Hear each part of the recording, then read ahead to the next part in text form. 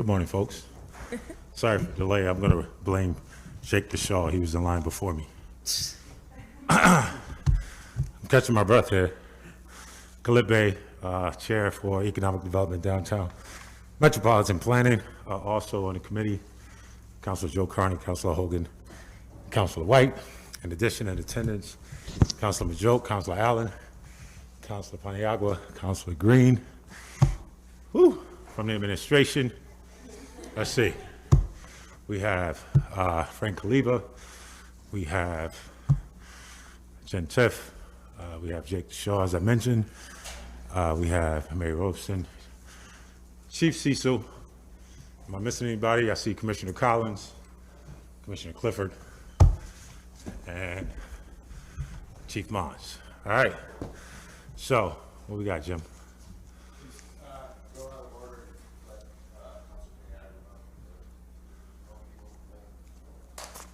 Thank you. So what we have is this one item. It's to prepare legislation to amend an ordinance with help people authorizing the option of the second one-year renewal for this contract, not to exceed, I think it's $40,000. Correct. Yes. Go ahead. Thank you. Thank you, Donna. Hi, Donna Briscoe, Director of Personnel. This is another renewal for 1 year for our Help People services. That's counseling services, it's supervisor trainings that we have with Help People, and it's just our standard contract we're renewing for another year. We've been working with Help People for about 30 years, if I'm correct. It's about that, yes. Yeah. So I just have one question about all this. For the new hires, how do they learn about this potential service for them? So we give out, there's a Help People card that in our new hire packet we give out. Excellent. So that they have that information. Okay. So do anybody have any questions? Yes. When we sign this contract over, does it get spent all, or is it case by case based on how many people? So that's a standard amount every year, so that covers all of, we do 12 supervisory trainings. There's training specific to the fire department, and we have counseling services for any of our employees. So yes, and then they also do our drug and alcohol. They participate in that if we have people that need substance abuse counseling, so they are the ones that we refer to for that as well. Do we know specifically how many people in terms of the supervisors that take this training usually, or? So I could get the total numbers, but I think our participation in WebEx has been much higher than in previous years. I mean, actually, that's a nice advantage that they do it through WebEx now.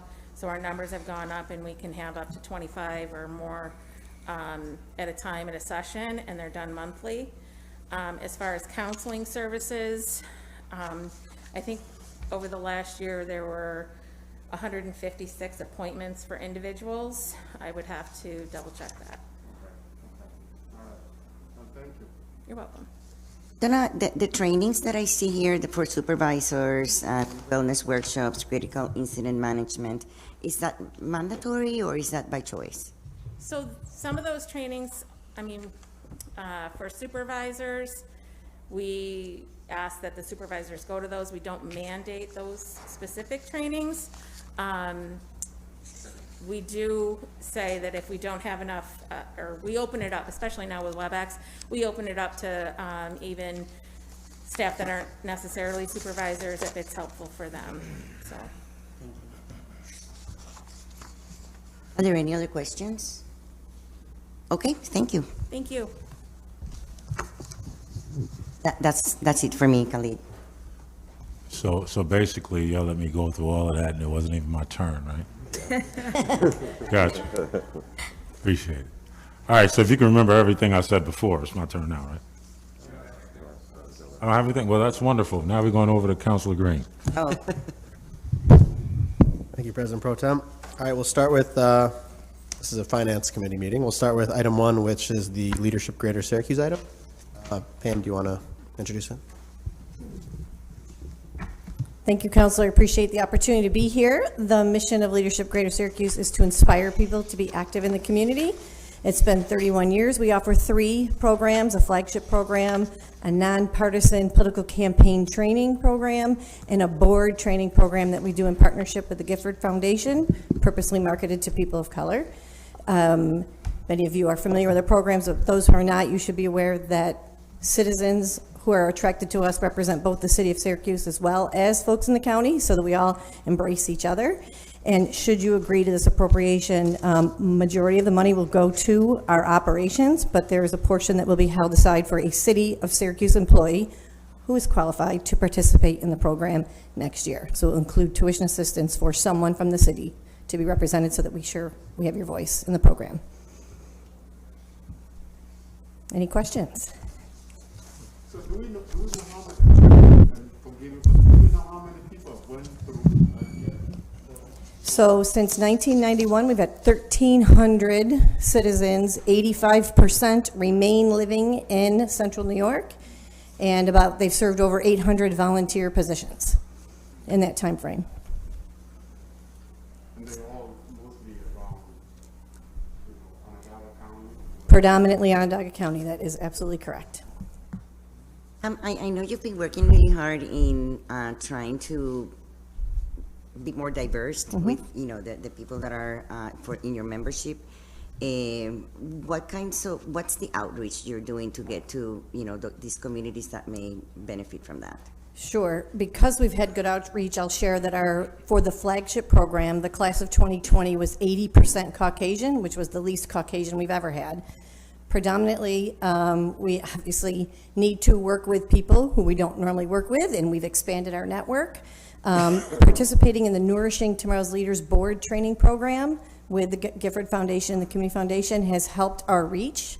So we work with anyone who's interested in hearing more about our story, but we absolutely network with folks that we hadn't worked with in the past. Our network is broadening. I hope that answers your question. The Nourishing Tomorrow's Leaders program has been a wonderful feeder system for us, and partnering with that program to ensure that more people of color are on board, specifically race diversity is what that's all about. But we love all ages. We love it when 24-year-olds apply and 62-year-olds apply, because we all can give back to the community, right? Thank you. Pam, certainly anybody in our communities that we know that would want to access this program, where we could forward their names to you. Absolutely. However, the application deadline for the class of 2022 was August 31st. But we absolutely... Can't make an exception for a city councilor? You could come teach as well as attend, but yes, thank you. But anybody that is interested in this, please send them my way. I'll stay in touch with them. It's terrific. And please be aware that the folks who participate in the program, the talent, occupation, the volunteer interest is very broad, because we know when we have the most diverse class, ages, gender, profession, it's a pretty rich experience. We got a lady that rescues donkeys, and we've got you folks who've run for office, and it's everything in between, and it's a very rich experience. Now, in addition to what Councilor Peñao was asking, what has been your struggle around trying to increase the number of diversity in your class, in the classes that you do? So thank you, Chol, thank you, Councilor Majak. Don't worry about it. A few years ago, we did some focus groups, and we got to the bottom of just that, and honestly, we weren't present where we needed to be. There were a lot of myths out there that folks didn't know that we happen to have a tuition assistance fund. Certain categories don't also mean people are poor, but we also weren't doing the best job we could to communicate the fact that we have a tuition assistance program. So that was a big thing, and when people knew that was aware. By the way, corporate donors like donating to that. They don't want to come to rubber chicken dinners. They want to support our mission. So that's been a challenge for us, making sure people knew that tuition assistance was available, but also being where people are and doing a better job at being where people are and having authentic relationships with people. And we've gotten better. Well, you know what, Pam? I'm a class of 2016, the best class LG has ever had. But They all say that. I'm not kidding, the best. Ruth Nee, you guys know Ruth Nee, right? We were in the same class, and so many other folks, right? But where I'm going with this is, as I was looking at my class at that time, you know, and you were right, you highlighted, you see a lot of, you know, Caucasian, older, you know, and for me, as I, and I'm glad that you were able to look at that. And just, I want to bring it forth a little bit, because 2016 to 2021, that's 5 years later, right? Has there been any changes in the demographics and in terms of, especially city resident and stuff like that? Has there been, figuratively and data-wise, has that changed? Yes, we watch that very closely, and we've been measuring much of this since 1991. So following those focus groups that we had few years ago, and establishing different relationships, as well as participating with Nourishing Tomorrow's Leaders, that board training program, that allowed the class of 2020 to be 80% Caucasian, which was the lowest Caucasian we had had in our history. When it talks about racial diversity, this is a journey and it's never over, and it's continual work. And that's what we're continuing. Now, in terms of where people reside, really interesting. I've got people from the suburbs that say, this is the first time I've ever walked down the street downtown. And so maybe they start to understand that if we don't have a healthy downtown, we don't have a healthy community, right? So the education goes both ways. We absolutely, I think 40% of last year's class was actually residents of downtown, which I think is great, but we've also seen a resurgence of folks living downtown too. So we have seen more people who live in the city of Syracuse participating in our program. It's increased. I think it's due in part to the fact that people are moving downtown, right? That's a piece and part of it, yes. But there's value in city and county outside of city folks getting together, and the thinking and the talking and the conversation and roping each other into each other's activities. A lot of value in that. Thank you for asking. Thank you. That's it for me. Okay, thank you. Are the members of the Finance Committee comfortable moving this?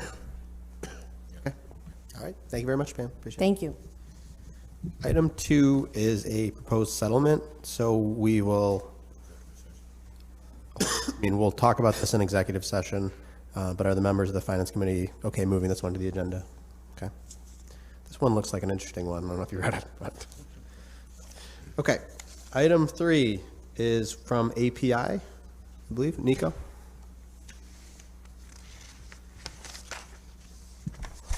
Hi, good morning.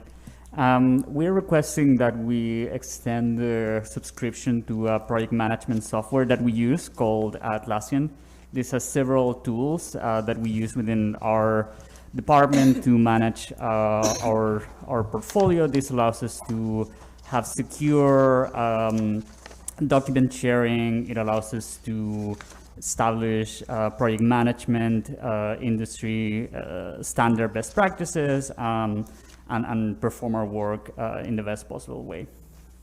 It's a $3,000 a year subscription, and it's paid off our Bloomberg grant. Any questions on this? Yeah, just out of curiosity, well, like I understand that like it helps you perform best practice and share things securely. What is it exactly?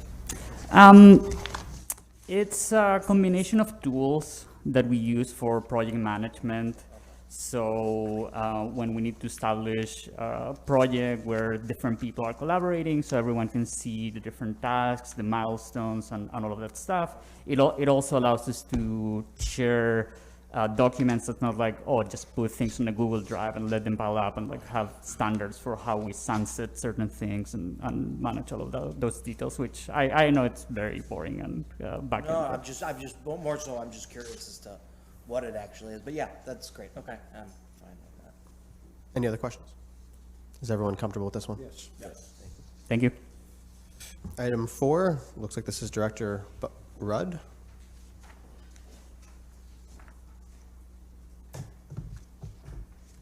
Take your time. This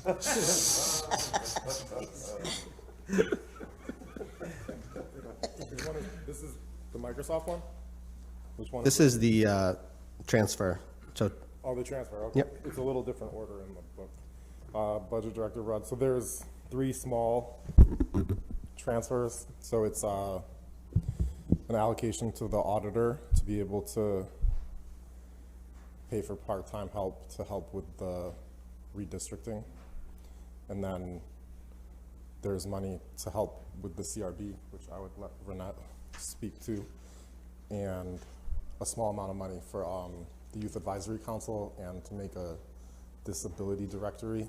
That $5,000 goes actually to the council office to administer that program. There's already $5,000 in the professional service line for the council for the Youth Advisory Program, so this puts that whole effort at $10,000. And I think Councilor Paniagua is probably also first on that. But I would let Renette speak to the CRB if you have questions about that amount of money.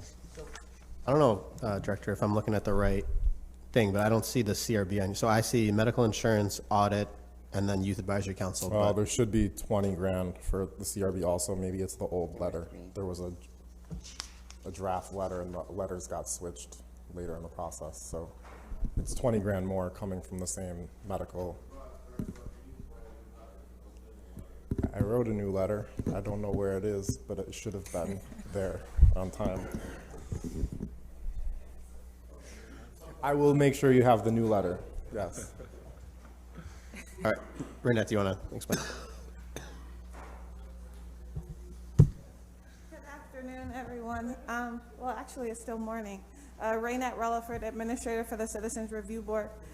So we have been asking for more funding for some more investigations to be completed by our outside private investigator, Freeland Investigation Services, and so the $20,000 is going to assist us with that.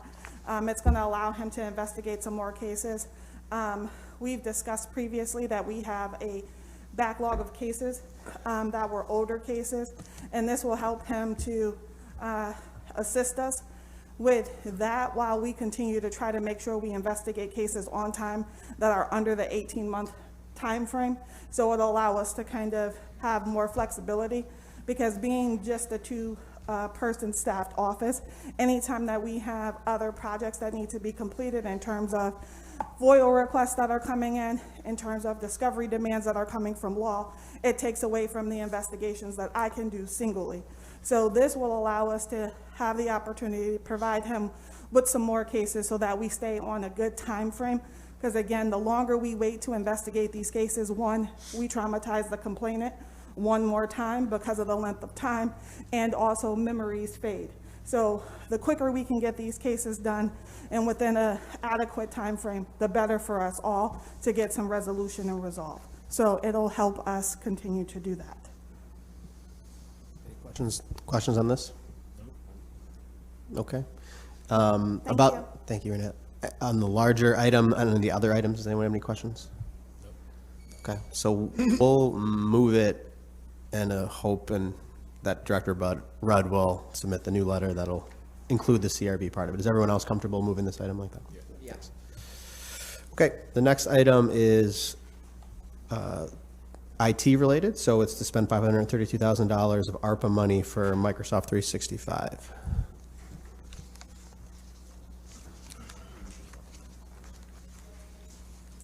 Morning, Frank Kaliva from the Mayor's Office. I'm going to start on this one just to give a little bit of context and talk a little bit about why we're using the ARPA funds, and then to make a small request. Cybersecurity is one of the few specific infrastructure items that are mentioned in ARPA, along with broadband and water.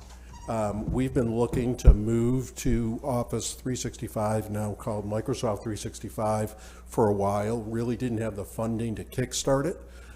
So being able to use ARPA funds will let us get started. So we're already working with Microsoft, with Dave Proac's assistance. Microsoft has put us into a fast track program, so we're getting a considerable amount of free consulting along the way as we move to this. Essentially what Microsoft 365 does is take all of our day-to-day operations, move it from our own servers and into the cloud.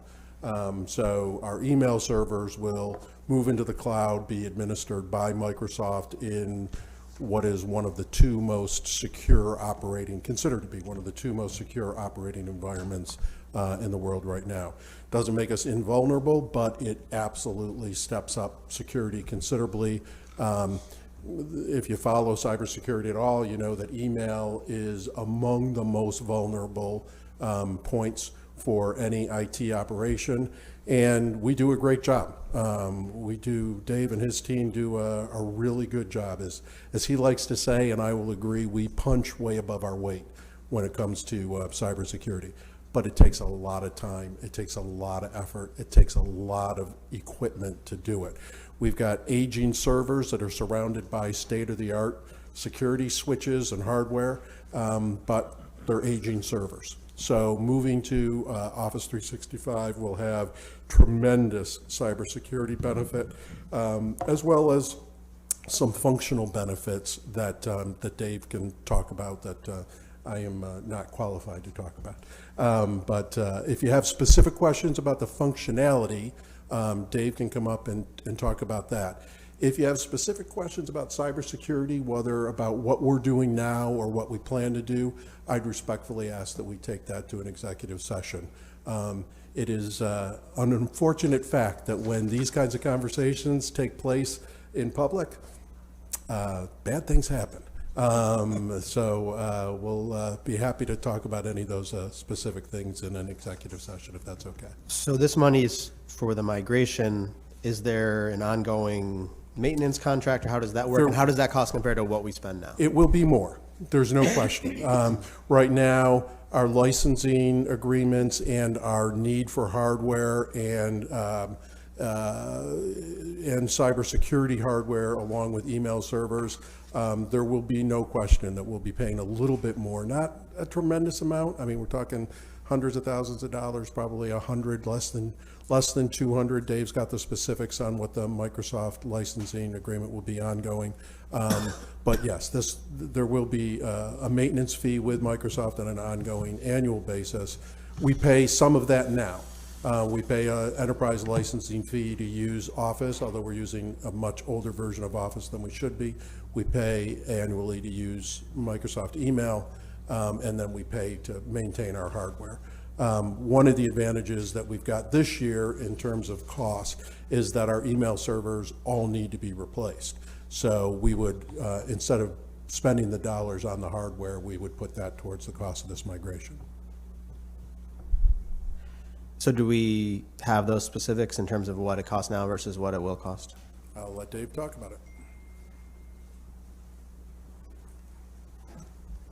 Hello, counselors. Dave Proack here, Director of IT. So as Frank alluded to, we're at reaching a decision point here. We have our email infrastructure is more than 5 years old. I won't get into the specifics. And to upgrade it in place, we're probably looking at about $150,000 spend. That's just for the email infrastructure. That doesn't address the fact that right now our employees and you folks are using Office 2010. Okay, a move to Microsoft 365 will, besides migrating everything to the cloud, give our workers access to the latest applications. And we're using the same model that everybody else does from the county through across the country. We're going to split our users into a couple of different groups. We have some frontline workers that maybe don't need every single application out there. They need access to email, Word, and Excel. And then we have another group of users who will have the full suite of tools. All right? So, and we have the ability to migrate people left and right and be flexible towards that. But that's a much more economical way of purchasing this than just buying every tool for every employee. You might have a fireman or a deputy chief on the line there who needs access to Excel once a month. He doesn't need access to Access, Power BI, or any of these other tools. So in the immediate term, we were looking at about $150,000 spend to upgrade our current email infrastructure. That does not include upgrading the Office 2010 applications. Those licenses, I didn't even go down that road to figure out what that would be, because it just doesn't make sense to maintain this in-house. On-premise email systems are a huge vulnerability. There's exploits from these nation states on a constant basis. So we need to get out of the business of hosting our own email server and let Microsoft do what it does best. Hope I answered your question. No, sorry, but, Okay. so my main thing is, I think this makes sense to migrate, but what are we paying in licensing costs now, and what will we pay, and what's the exact dollar amount that'll be? Yeah, it's really hard for me to put a figure on that, because we haven't upgraded our office applications in 11 years. We bought those 11 years ago. We've spent $0 on it, all right? But this is an opportunity to modernize this workplace, right? Not only just for the current employees, but possibly make it more attractive as we are in a competitive environment recruiting potential employees. So we spent $0 on office in the last 11 years, and it shows. We have limited tools. We have limited functionality. It is very, very difficult for people to collaborate on the same document. It's not cloud-based. You're dealing with 2010 technology. Yeah, so I'm not disagreeing that we need to upgrade the IT. I guess the question really just is, what is it going to cost every year going forward, right? And that's what- $177,000 per year over the next 3 years. We're signing a 3-year enterprise agreement with Microsoft. Okay? Now, Did you say it was 107,000, you said? $177,000. 177, I'm sorry, I couldn't hear you. 177. It's a 3-year spend totaling $532,000. Okay? Partially offset by the anticipated upgrade costs if we stayed in-house, about $150,000 to upgrade our current email server. And that doesn't take into account that risk that we just do not want to go down that road. I'm sorry, Counselor. Okay, so the money is not for the project management cost to migrate it, it's for the annual subscription Yes. cost. So the $532,000 is, 36 months of being in this program, offering all these applications and a hosted email solution in the cloud. okay.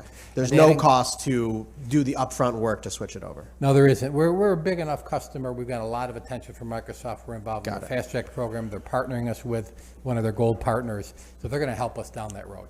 And then at the end of the 3 years, is there a, sorry, go ahead, Fred. I apologize, I don't mean to interrupt. I just want to clarify one thing.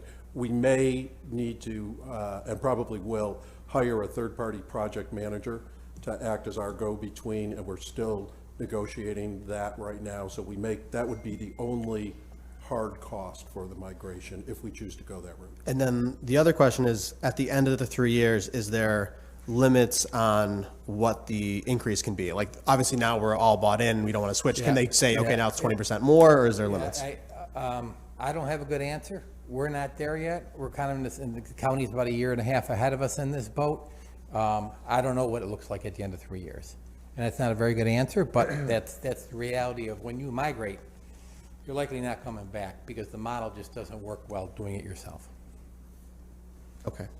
And then the other, last thing related to Microsoft, and this would be more of a Frank question, but I know over the last 2 years or so, there was a lot of partnership discussions with Microsoft in terms of potentially them opening a storefront and having other events, and where does that all stand? And is this the time to revisit that now that we're potentially going to give them $500,000?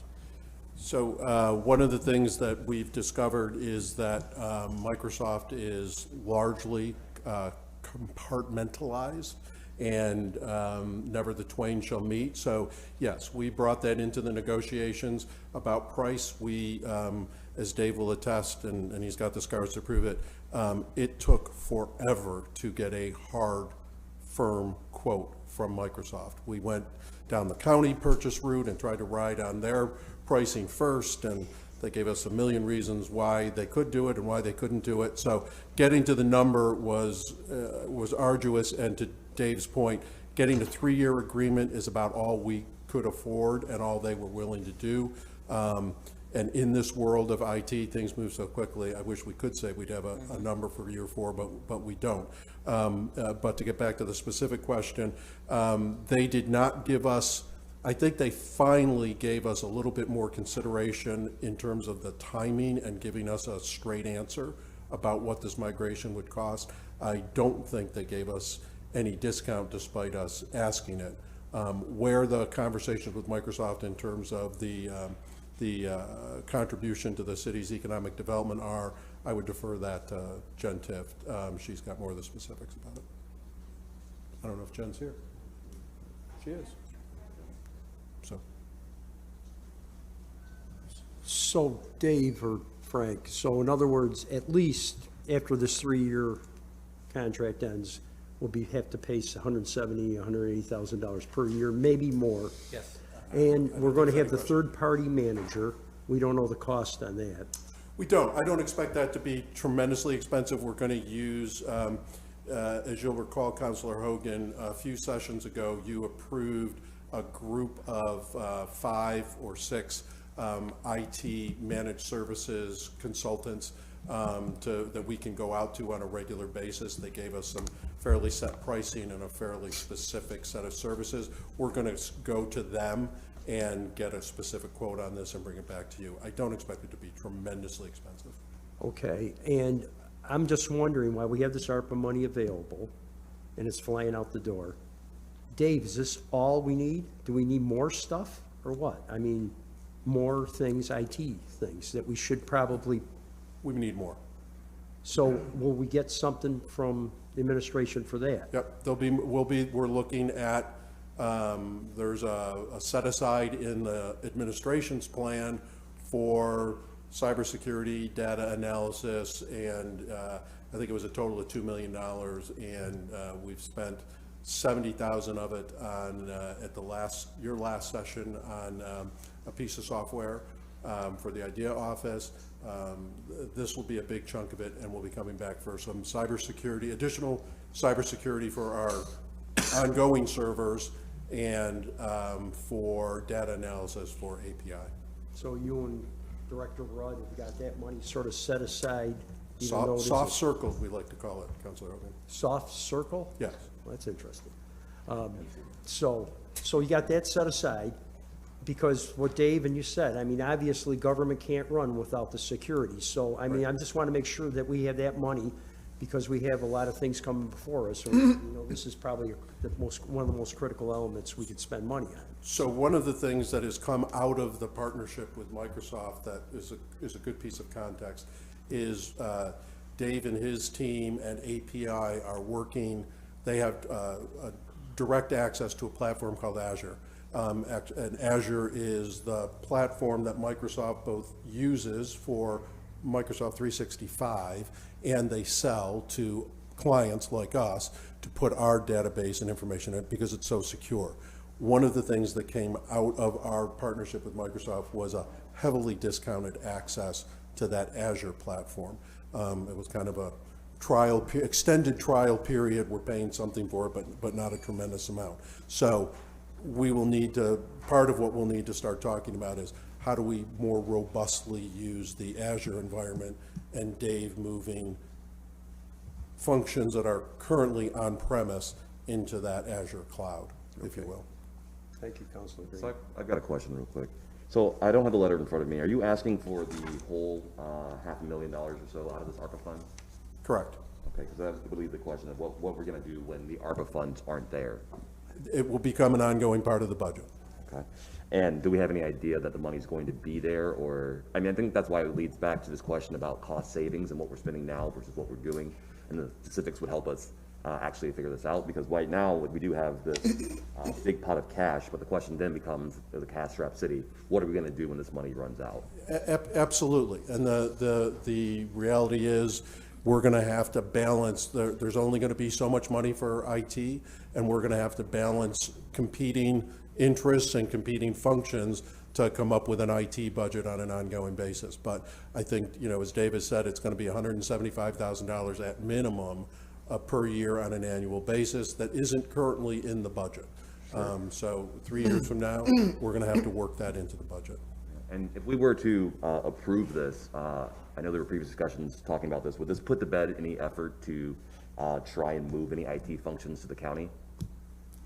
So we're always having conversations about what we can do effectively on premise and what we can do with partners. There's no specific conversations going on with the county right now, but we're more actively pursuing third-party partnerships in order to do things more effectively and efficiently. Well, I mean, I understand that, but that's not really too much of an answer there, because I believe one of the main things that you were attempting to do had to do with this email. So I'm wondering if we are now moving our email to a cloud-based systems, would you still be seeking to transfer that functionality over to the county? So email is only one of our managed services. Dave has a whole suite of managed services, everything from our help desk function to maintaining the hardware and the software that runs that network. So when we talked about partnering with the county, it was really around the whole managed service suite, not just email.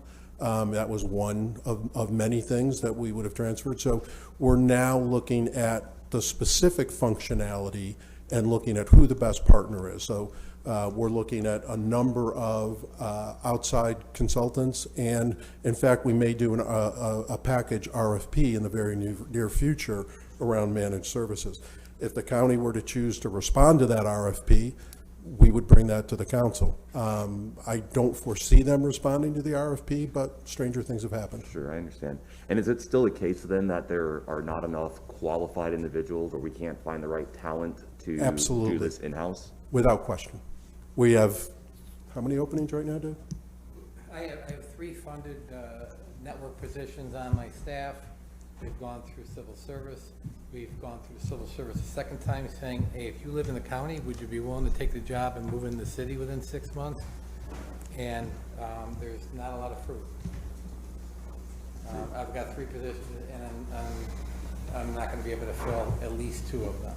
And we have Wouldn't it make sense we then had to- 3 budgeted positions on our digital solutions side, so we had a total of 6 positions, and struggled to fill the digital solutions side as well. It just seems to me then that we should be doing something to encourage a pipeline to promote city residents to be able to have the capabilities to take these positions, because they are good paying positions, they are the future, and it just seems like it's such a shame that there's nobody that we can't have from our community to take these things over. It's a great point. And Kelsey May, that runs the digital solutions side, did something of that. She took one of her open positions that she was unable to fill. She happens to be an adjunct up at SU. She split those salary dollars in 2, and she brought on folks that are technically called apprentices. Sure. And they're 1-year appointments, very, very green, but we hope we can get them up to speed and entice them to stay. So we need to do more of that, no question. Thank you. So to move on. So where I am on this, I am comfortable moving it, but I still have some outstanding questions. And the 2 main ones would be what protects the city from increases year over year. So when this 3 years ends, can they double the cost and we're just, so that's, you don't have to answer that now, but that's for the study session. I can answer it now in that there is no protection. We don't know that.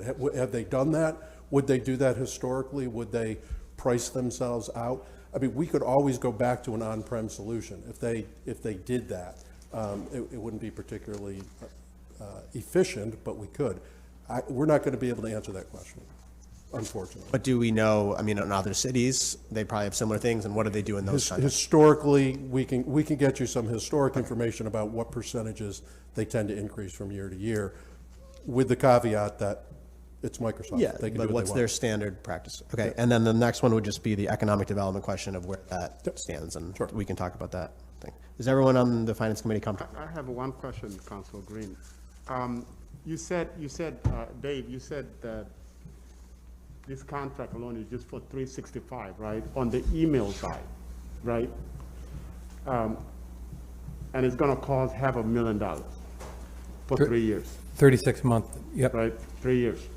Now, what's just contracting this out to Microsoft, this single entity? Have we examined the cost of a bulk rather than, maybe with email, maybe other stuff that have we thought of consolidating and maybe contracting with Microsoft and see what that costs and see if it reduces the cost in any way? Well, it's much broader than just email, okay? One of the pieces, the project's going to be staged. One of the last things we're going to do is, we use WebEx now for meetings, and we use the heck out of it. It works very well.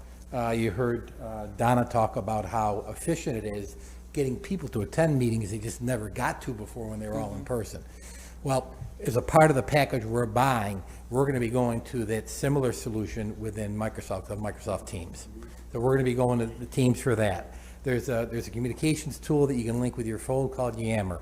There's an A to Z solution for everything. So the main focus is getting the email server off premise and up in the cloud where it's going to be safer. But this is really has a chance to modernize our workplace and how we do things. And I don't agree with that. And what I'm asking, is if we look at examining, all these services together with Microsoft, because I feel like we are contracting here, I we're see what you're contracting saying. here, we're Well, contracting. As Frank alluded to, the Microsoft 365 team and those folks are here. The Azure folks are over here, and they are completely different divisions, if you will. So there really hasn't been an opportunity to combine both. And it gets a little complicated. Our email server is going to live in what's called the government cloud. Our current Azure presence, where we put some of our data, is in the commercial cloud. So they're going to talk, but the products are a little bit distinct. So I don't think there's the opportunity to do one huge bundled package with everything. Partially because our Azure build out, where we're building out the data warehouse for Nico and his team, that's still in its infancy stages. We're not sure exactly what we're going to be, our ask is down the road. So it's tough to go to them right now when we know very specifically what we need for Office and for Exchange, and ask them to predict what we need for, let's say, the data warehouse. Let's stepping off and early. Counselor, I think we got to go. Yeah, let's do that, and then we'll do it Okay. offline. Okay. All right, Dave, the next one, item 6. For us, so it's the cash capital, Yes, I'm 515,000. asking for the opportunity to release my 21-22 cash capital. The total is $515,000, roughly broken up into 4 buckets, if you will. Our PC, our desktop infrastructure, about $80,000. Server and network infrastructure of $235,000. Security camera system, $70,000, and hardening of cybersecurity at $130,000. If you paid attention, previously the capital ask didn't have a breakout for cybersecurity. Everybody knows the world we live in now. The demands are significant. I decided to start breaking that out rather than stealing Peter to pay Paul from other buckets. So that you might notice that that's a little bit different. We are constantly making upgrades to our security camera systems. We have a huge project we're kicking off for DPW, replacing their 20-year-old system with a modern system. That's what that security camera system bucket would go for. Julie's asked for some additional assets at parks to watch what's going on there, so that'll probably be used to help out our friends in parks. So I'm asking for the release of this funding. Questions? How does this compare to past years, Dave? Last year's was $350,000 or $75,000. So the bulk of the difference is just the cybersecurity, yeah? Yes, sir. Okay. Sorry. Other questions? Is everyone comfortable moving this one forward? Yes. Yes. And I've got one more. Yes. And this is an ask that we upgrade. We have 5 existing Spectrum accounts where we need some add-ons. All right, we're going to upgrade the service at our 2 water locations at Skinny Atlas and at Beach Street. That's going to be paid for by water. And at 3 parks locations, we need some tweaking. We need a new, we need Wi-Fi service at the Sunnycrest Rink. At Thorndon Park, our Verizon phone landline broke, and they will not repair it. They want you to install FiOS. And we already have Spectrum service there, so it's infinitely easier just to add on $45 a month and have voice service with the internet service and alarm service we already have there. And last but not least, Meacham, we need what's called another static IP for an access point down there. So the total net cost is actually, it strikes you as maybe a mistake on the page, but when we upgrade our speed at Beach Street, our speed's gonna go up by double, and our price is gonna go down by $80 a month. So sometimes it seems like the math doesn't work, and this is one of those cases, but we are stuck in some old pricing, and when you go to the new pricing, sometimes you're a winner. So in that case, we're a winner. Questions on this? Comfortable on this item? Thanks, counselors. Thank you. All right, next one is Commissioner Clifford.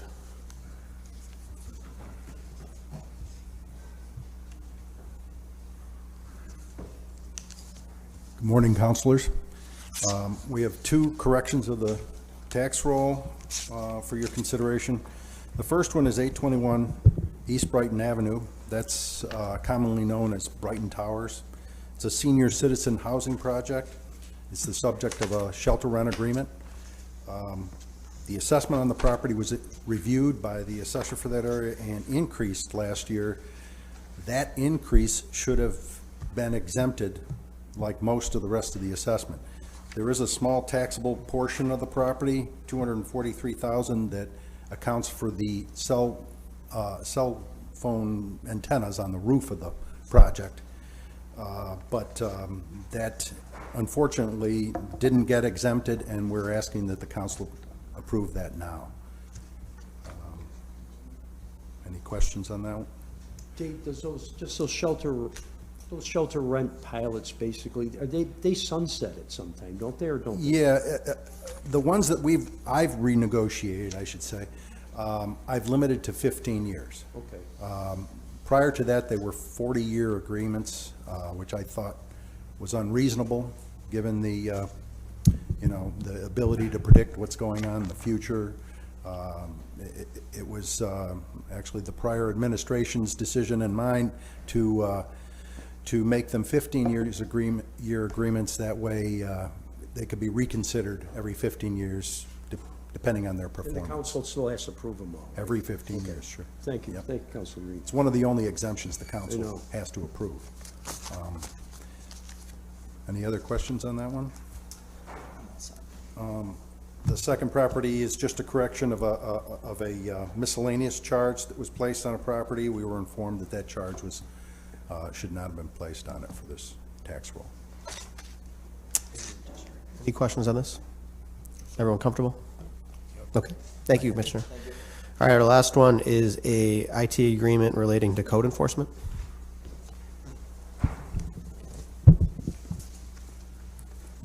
Good morning, Council. Jake Dishaw, Director of Code Enforcement. This item is seeking approval for a one-year renewal option to continue to contract with Camino Technologies, which is our newest permitting software that's completely digital online with payments, taking credit card payments. So we're just seeking to extend that renewal contract.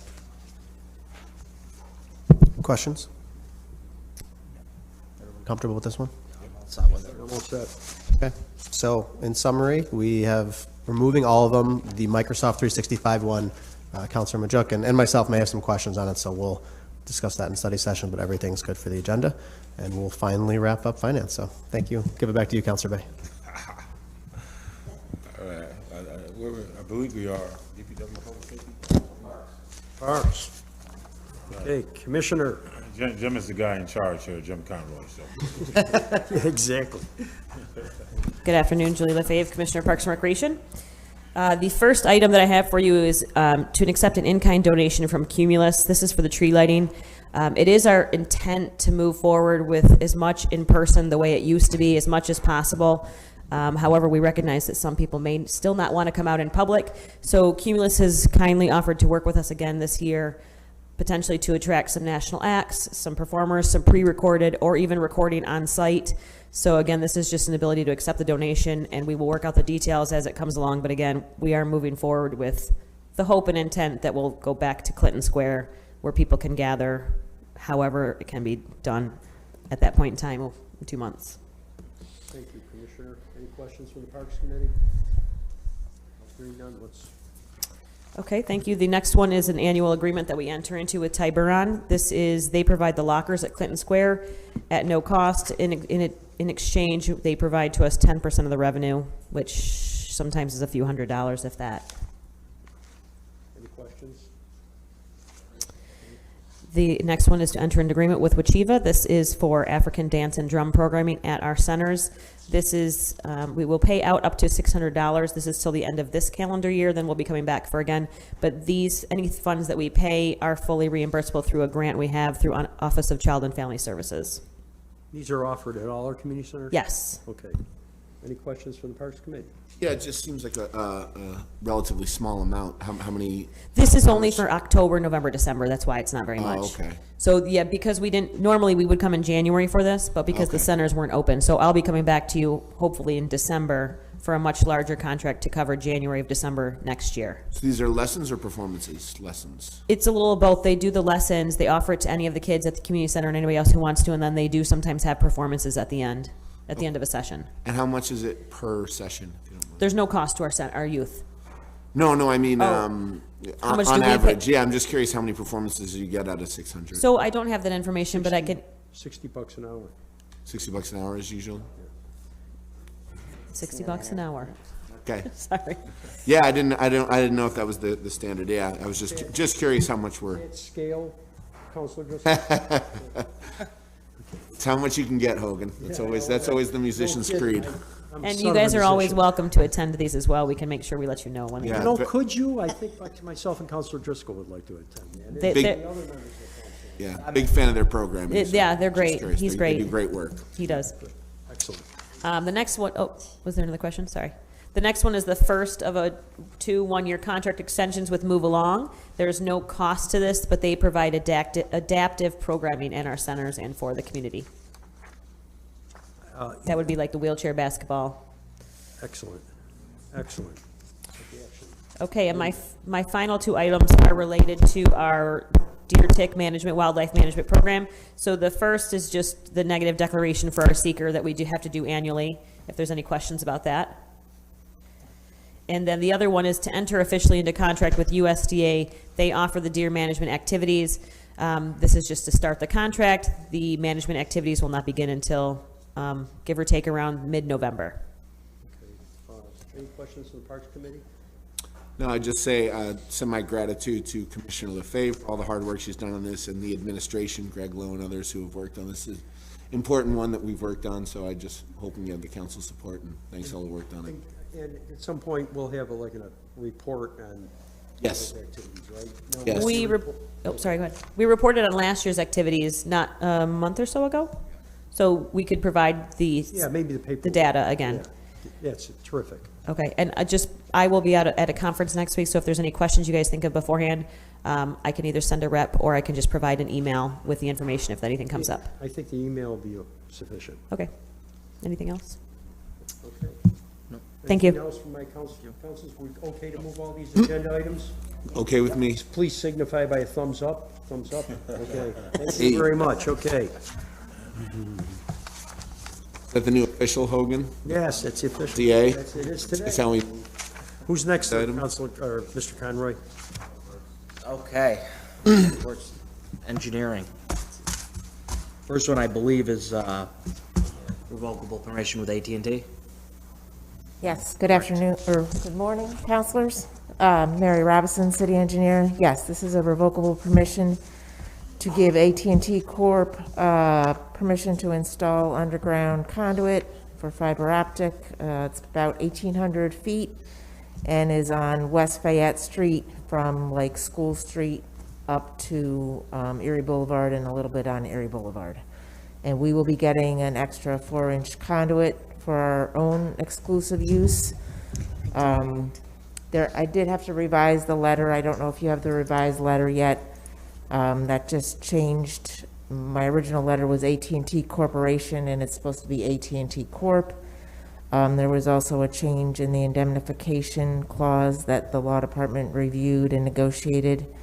And regarding the 4-inch conduit, paragraph 23, we had to add some language saying that once it was our conduit was installed, we were responsible for maintaining it. And the annual income will be about $2,900 a year. That's not an expense for us, that's income that we get from them. When's this work going to take place anyways, do you know, Mary? I think they want to try and get it done this year. Okay. We rushed this one. Any other questions from my colleagues on this one? No, of course. Thank you. That one ready? And then it appears the only other item that I have is something that probably actually shouldn't be my item. It's code enforcement. It's an increase in expenditure for elevator, consultation. It's code enforcement, but I don't believe it should be under DPW. I think it probably should be neighborhood and business development. So I don't know if we want to do that now or probably should be moved over to you. Maybe because of the maintenance issue, I'm not sure. All right, I guess, but I think, I talked to Corey, I think it's going to be moved over to you. Yeah. Which committee it is after, yeah. Okay. Okay. I'll be quick. This is to seek approval for a 2-year renewal option contract with engineering firm that we RFP'd with a few years ago. It's Peterson Guadagnolo Engineers to provide elevator plan review services. So it's very specialized in tech field. They're professional engineers that are reviewing this, and it's just to extend that contract. We would be ready to RFP again next October. Any new elevator that requires a permit, so any major modification. Yes, these would be, so yes, like a new building goes in that needs elevators in the building. Those permits are coming in and we're contracted with them to review those plans. So not government buildings, it's all new construction or buildings that are. Correct, yes, so. Outside of. Us. Absolutely. Okay. Who inspects the public buildings? For the elevators? Yes. So in our elevator ordinance, it's all third party. So we haven't had elevator inspectors, at least in my time on city staff. So, and that's pretty normal throughout the country. And actually, neighboring states have very strict elevator ordinances. So there are third party elevator inspection companies that are licensed to do the work and installation. And then there's specific companies that do the inspections. I'm thinking about public buildings, and I'm also thinking, I know, I asked this question years ago, maybe Corey could come up with an answer to, no, you don't have to come up, Corey, just check who does the elevators in the schools, too. Yeah, because I know.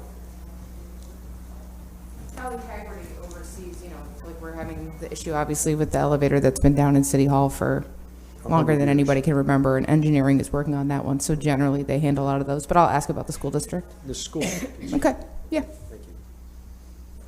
Jake, do we know why it appears that the contract seems to have doubled in cost? It just hasn't been updated in a while, or? Yeah, I'm seeking an increase in that not to exceed amount because we owe them some money from previous years. And we are seeing an increase in some development, so more plans for more elevators, which is a good thing. This cost is still significantly less than bringing on an expert on our staff with salary and fringe. Thank you. Jake, has this $4 million, $4,850, has it been consistent like that? What's the question? So Sorry. Here in the letter. Yeah. The letter here is saying that $4,850, right? That was the previous not to exceed amount. Okay. Yes. From last year. That was from 2018, I believe. 2018. Okay. And how much did we exceed that? We haven't. I'm seeking approval to increase that amount, not to exceed $10,000. But to Counselor White's question, we have some outstanding payments from 2019 that this engineer has been patient with us on, that I'd like to get paid, but I'm seeking your approval first. So if this is in fact under neighborhood preservations, I'll make a motion to move it onto the agenda. So move. Thank you. And I think I just had that one item or two items, depending on who that really falls under, so that's ready, I guess, or, you know, that, my item's ready, and I guess neighborhood business development's item is ready. So next.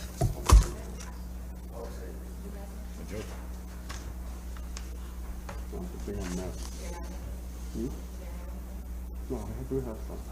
Chief Mark?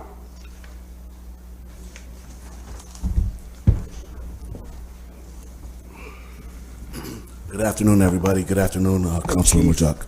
Hello. Today, I'm respectfully requesting the Common Council to authorize the Syracuse Fire Department to accept money and equipment from Onondaga County for our hazardous materials response team. This money will be used for backfill and associated overtime with sending our members to hazmat training for the New York State Fire Science Academy. This will also include money to buy meters and detection systems that our hazardous materials teams will use on alarm incidents. The total of this reimbursement of money will be $35,000, and we're looking to set up an account to pay for the backfill of the overtime. Does anybody have any questions? No, Accept he all liked gifts. Excuse. I said we accept all gifts. Yes, that's the goal. Can they send more? We're trying to get as many grants as possible, so thank you. Any other questions? Okay, thank you, everybody. Thanks, Chief. Cecil? Chief Cecil.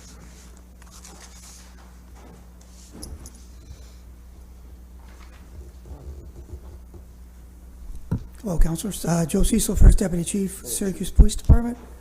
That downed elevator reminds me of a ghost story that I wanted to tell before I start in. Is that a problem? Anything? No? I don't want to get nightmares, Chief. Number 20 is the request to ask for $171,200 of ARPA money, stimulus money, to expand the ShotSpotter technology to the north side of the city. The best landmark would be Butternut Street, but it will branch off from Butternut Street to the tune of 2.14 square miles, all on the city's north side. Any questions? Now, Chief, remind me, how many of these do we have? ShotSpotter? Yeah. Well, we have one footprint right now. So one coverage area, 3.5 miles on the city's south and west side. Okay, this is that one, and this is going to be the second one. What's that? This is going to be the second one. This will be our second, yep. This will be it's our first expansion, but we'll have two sites, two locations, two coverage areas. Yep. Is that all? All right. Keep going, Chief. Sure. So number 21, again, is to ask, request for stimulus money, ARPA money, to the amount of $554,400 to pay for 220 Taser 7s. Our current Taser model that we have about 80 of them, are no longer in warranty. They're no longer serviceable.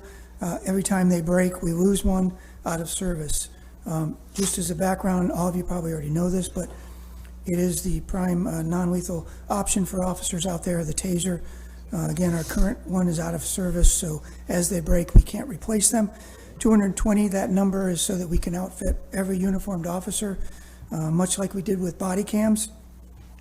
One of the great parts about this program, though, is that it also comes with a robust virtual reality empathy system.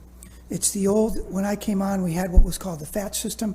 It was the giant screen that officers trained on for subjects with weapons or domestics, and they trained for their reaction and decision-making.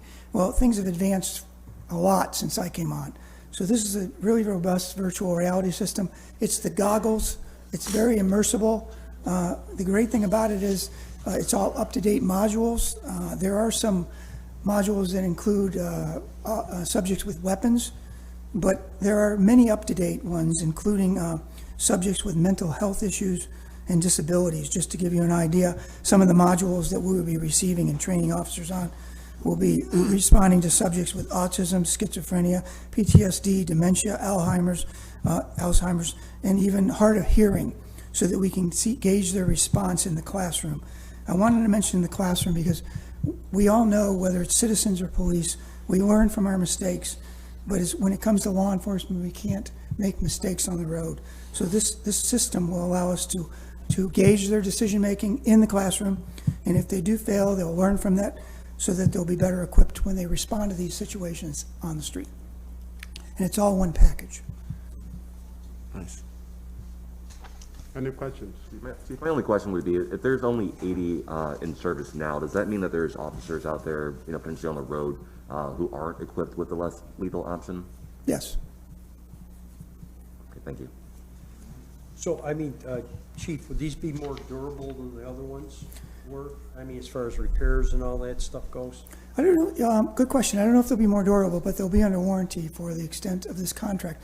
Our other ones lasted, I mean, let's face it, those tasers have been out in service, I think, 15 years, so some of them are still working. And I know this is probably a, simple question, but sometimes, I have to ask it. Now, these are more identifiable than obviously the service weapon, right? I mean, they look different.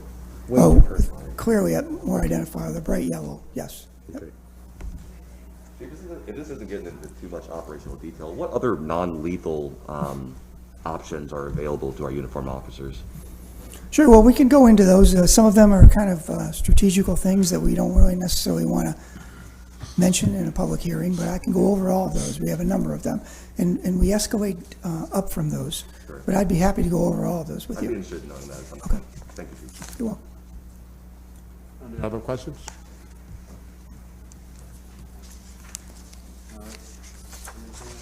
Yeah, I think I have, it's one other item, but it's just associated with ShotSpotter. It's basically an expansion, or we have to reopen the account for ShotSpotter, because keep in mind, it was a waiver of the RFP for ShotSpotter. So Mr. Rudd could probably speak more eloquently on this, but basically we're expanding the contract with ShotSpotter to include that expansion. So we can go beyond the $230,000 that we pay for the current footprint, to move beyond that to the expansion.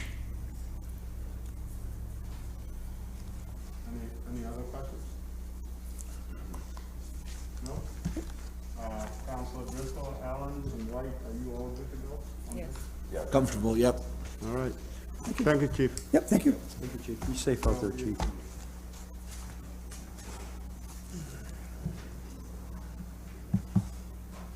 Sir Conroy. You all set? Okay. What's that? All right, thank you, folks. Yeah.